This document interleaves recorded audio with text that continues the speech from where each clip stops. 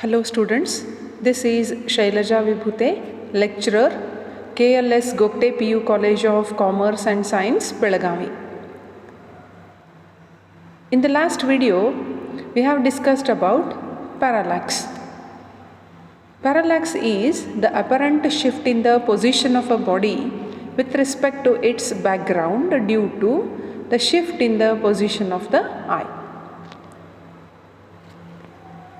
Basis means it is the distance between two positions of observation in the parallax method. The angle subtended by the basis at the object is known as parallax angle. Now let us see how this method is used to measure the large distances. In the most traditional way, we have a telescope and look at a star. Now you wait for half a year till the earth have moved to a different position and look the star again. Nearby stars will now show a different position while more distant stars seem to stay fixed. Means what? How this parallax method is used to measure a distance between star and the earth. This is just for your knowledge. Based on this, we are not getting any questions, but you may get a question for 3 mark. Determine the distance between a star and the earth using parallax method. You may get, instead of star, a planet, a distance between planet and the earth. So how to determine the distance using parallax method? Let us see. First you have to draw a diagram. In the diagram, S is the star.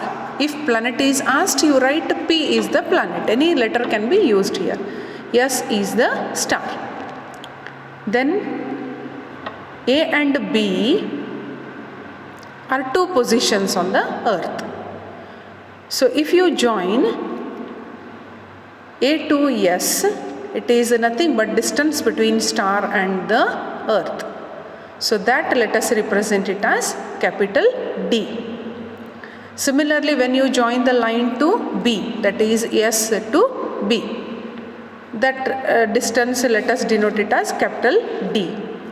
Then it makes an angle there, that it is nothing but parallax angle. Let us denote it by theta.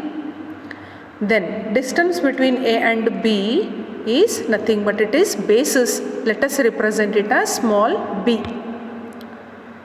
A and B are two positions of observation on the earth. So let me repeat once again. S is the star which we are seeing from the earth. Two positions on the earth are A and B. Then the distance to be measured in the diagram, it is A to S. Let us denote it by the letter capital D. So D is the distance between star and the earth. Then distance between two positions, that is A to B, it is nothing but small b. Theta is the parallax angle. Okay. Now if you observe in the diagram itself, capital D is greater than small b. Correct? So distance between two positions on the earth, it is always smaller than the distance between star and the earth. Means capital D is much greater than small b. Because of this, theta is very small. Okay, when distance increases, definitely angle will be less. In the diagram, this B, earth is considered to be spherical in nature. If you imagine that, then it is nothing but it is arc length. So B becomes arc length with S as the center. Means imagine the circle. Then this AB will be the arc length. Let us denote it as small b. Then capital D will be radius. See, this A to B, you are imagining a circle by taking S as the center, like this. Okay. Then, since S is center, this distance becomes radius. Okay. So, this is radius now.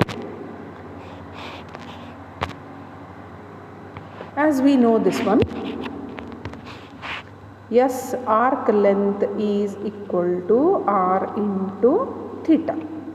Okay.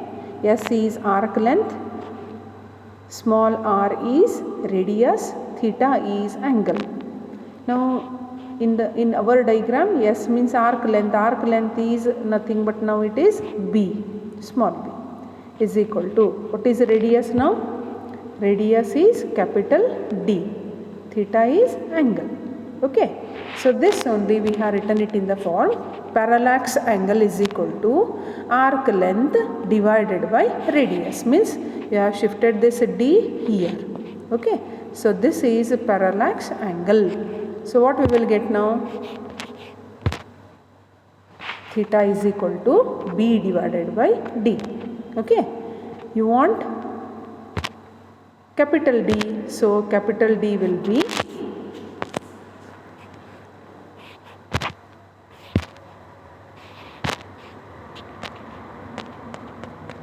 B divided by theta. So capital D is nothing but it is distance between star and the earth. So that can be calculated using D is equal to B divided by theta. So this question carries 3 marks. How to determine the distance between star and the earth using parallax method. I hope you have understood. Very simple one. First you have to draw the diagram, explain what you have drawn. Then you apply the formula, that is S is equal to R theta to your respective diagram. Then write capital D is equal to B by theta. Okay. So this is the parallax method.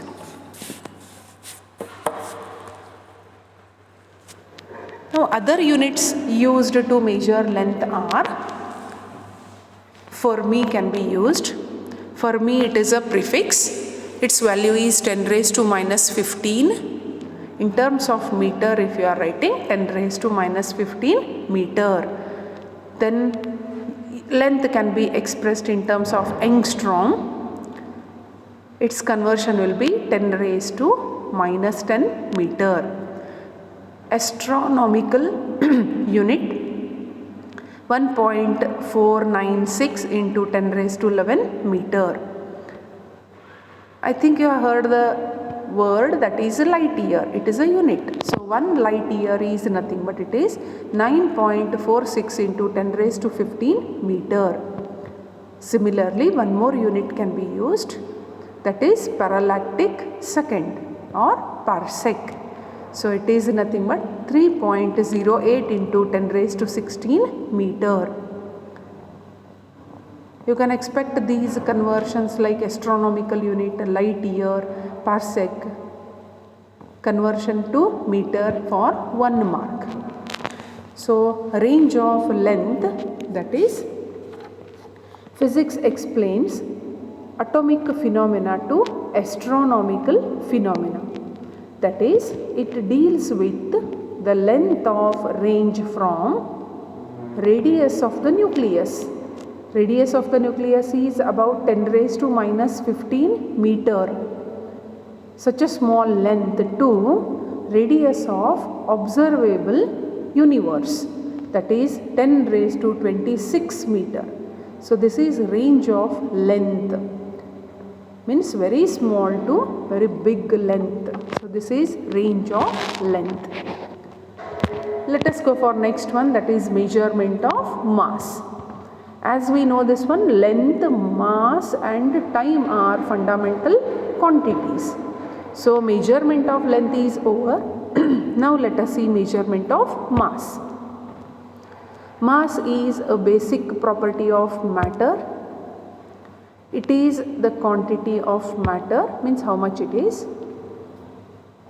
Commonly visible objects are measured by common balance. This you already know. Using this common balance, we can find the mass of visible objects. Say you want to find mass of like Earth, mass of planets, mass of stars. Then how to measure? We cannot use this common balance, correct?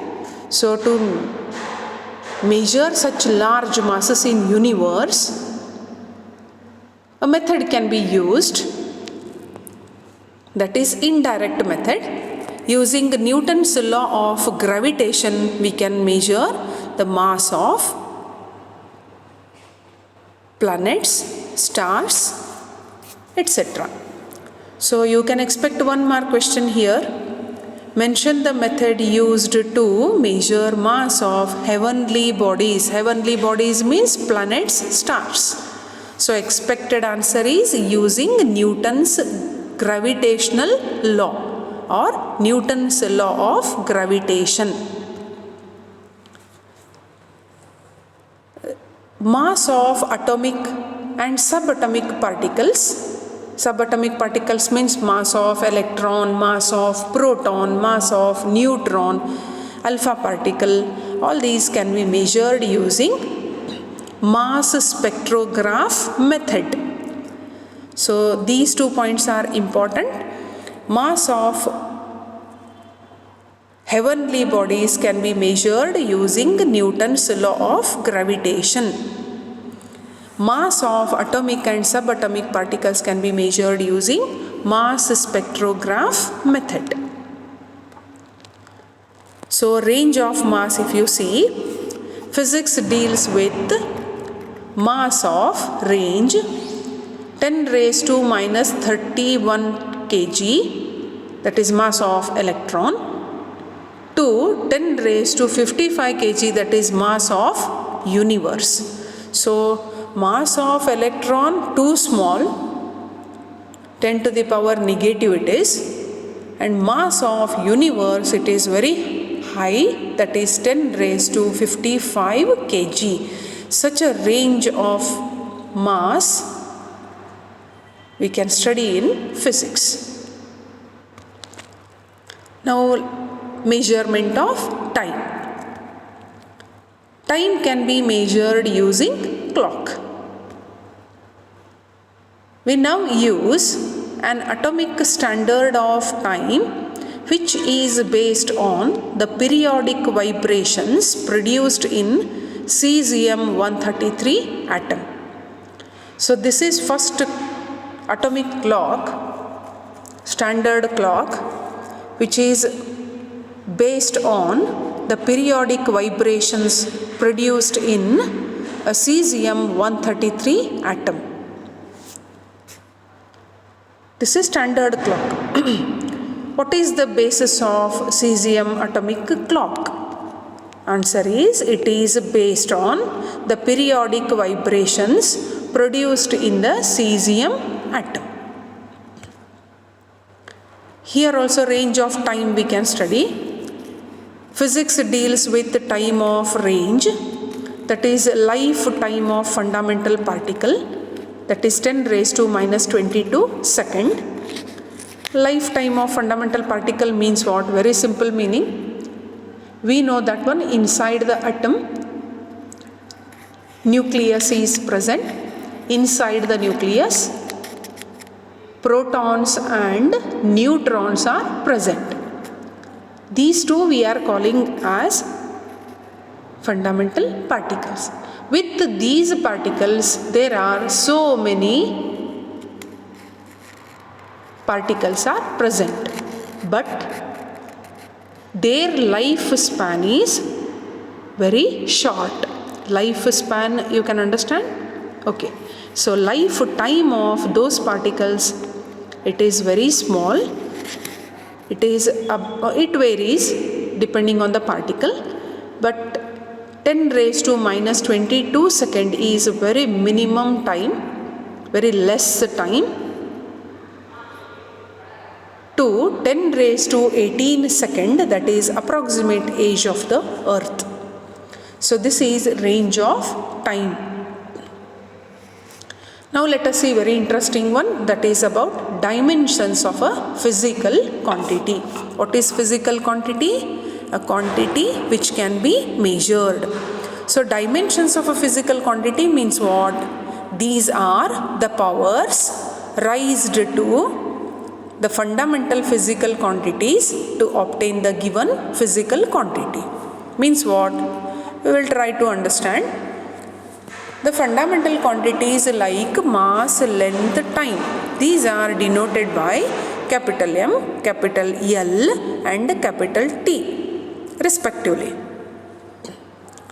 To write a dimension of a physical quantity, these three fundamental quantities can be used, and we have to give the power to these fundamental quantities M, L, T, then we will get the dimensions of a respective physical quantity. When I will take one example, you will understand what is meaning of dimension. Okay. In order to represent the dimensions of a physical quantity,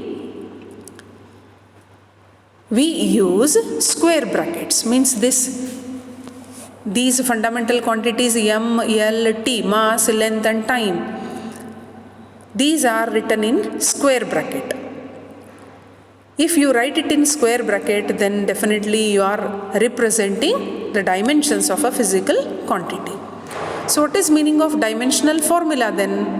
It is the expression which represents the physical quantity in terms of dimensions. So to understand these two, that is dimensions of a physical quantity and dimensional formula, here there are some examples. Let us take a dimensional formula for some physical quantities. Let us go for first one. Let us take very simple one, area. Area of a square you can say, or area of a rectangle, anyone you can take. In general, area. How will you write the formula for area? Area is nothing but it is length into length, correct? Or length into breadth you can write. Then we want to write the dimensions for area now. How to write? You take a square bracket, then length. What is unit of length? Meter. Okay. Actually two methods are there. First I am showing one method. Afterwards I will take another method to write the dimensional formula. Here easy method is length. How will you represent length? Capital L. Write it in a square bracket. So length into length. This is one length. For this length you write capital L. One more length is there. You write one more capital L. How many length you have written now? So you have written L into L. It is nothing but L raised to 2. Correct. What about mass and time here? Mass and time terms are not there only. So M raised to 0, L raised to 2, T raised to 0. It is dimensional formula for area. Okay. Actually we have to read it as 0 in mass, 2 in length, 0 in time. But every time we can't read like this. So I am taking it as M raised to 0, L raised to 2, T raised to 0. Actually L raised to 2 is dimensional formula for area. That only, since we have to write it in the form of M, L, T form. So I have written it as M raised to 0, L raised to 2, T raised to 0. Let us go for one more example. Let us take volume. How will you calculate volume? Length into breadth into height. Correct. So length, let us represent it by capital L. Breadth.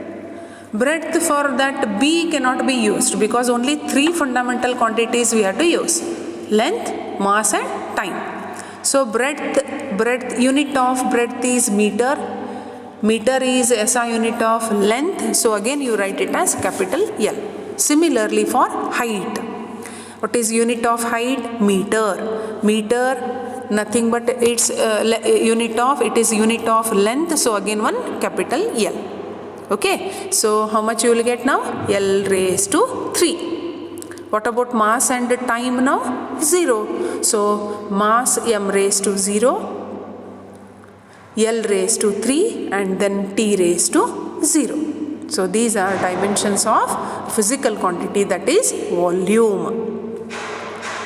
Next one, density. What is formula to calculate density? Mass divided by volume. Okay, so now how to write? For mass, represent it as capital M divided by volume. Just now we have written that is L raised to 3. Directly I have written it there. So mass capital M divided by L raised to 3. But we have to write all the terms only in numerator. So shift this L raised to 3 to numerator. You will get M raised to 1, L raised to minus 3, T raised to 0, because time term is not there, so T raised to 0. When you are shifting divided by L raised to 3 to numerator, it changes the sign, it becomes L raised to minus 3. You are understanding? So what are the dimensions of density then? M raised to 1, L raised to minus 3, T raised to 0. Now very simple one. Displacement. Displacement is nothing but it is changing the position. Changing the position is nothing but it is length. So what are the dimensions then? Only capital L. Mass and time term are 0. So dimensions of displacement are m raised to 0, L raised to 1, T raised to 0. Now take next one. Velocity. Formula to calculate velocity is displacement divided by time. So displacement is nothing but it is length. So write capital L divided by time t. So now what we have to do? Divided by t, we have to shift it to numerator, change the sign, you will get t raised to minus 1. So what are the dimensions then? Mass term is not there, so it is m raised to 0, L raised to 1, then T raised to minus 1. Why minus 1? Because T you have taken from denominator to numerator, so it changes the sign, T raised to minus 1. So what are the dimensions of velocity? M raised to 0, L raised to 1, T raised to minus 1. To write dimension of any physical quantity, if we know the formula, then it becomes easy. Now we are learning some quantities, that's why we are familiar with some quantities. In the next video, I will take some other physical quantities. First we will write the formula, then we will try to write the dimensions. Okay, so you have to by the formula how to calculate respective, like say velocity, density, volume, area. You should know, then only you can write the dimensional formula.